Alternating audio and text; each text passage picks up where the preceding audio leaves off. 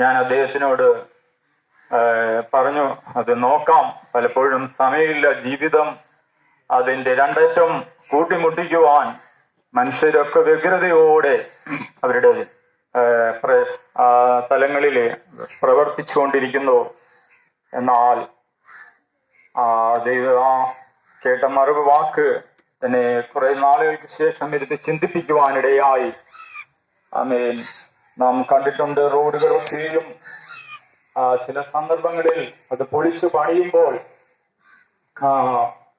Road പണിയുന്നു. അതുകൊണ്ട് കടന്നു വരുന്ന വാഹനങ്ങളിൽ വരുന്നവർ വഴി മാറിപ്പോകണം, ഒരു ഡീവിയേഷൻ എന്നൊരു ബോർഡ് അവിടെ വെക്കുവാൻ നമുക്ക് കാണുവാൻ കഴിഞ്ഞിട്ടുണ്ടാവും. അത് ജീവിതത്തിലെ അത് വഴിമാറി പോകുവാൻ, അത് ഒരു നാശം, അല്ലെ പാപത്തിന്റെ ശമ്പളം, അത് മരണമാണ്. അതിനെ മാറി ജീവനിലേക്ക് പ്രവേശിക്കുവാൻ ദൈവം നമ്മുടെ മുമ്പിൽ വെച്ചിരിക്കുന്ന നൽകുന്ന മുന്നറിയിപ്പുകൾ, അത് ദൈവത്തിന്റെ വചനത്തിലൂടെ അനേകം മുന്നറിയിപ്പുകൾ, അത് ന്യായവിധിയായിട്ട് ഒക്കെ ദൈവത്തിന്റെ വചനത്തിലൂടെ നമുക്ക് വായിച്ച് മനസ്സിലാക്കുവാൻ കഴിയും.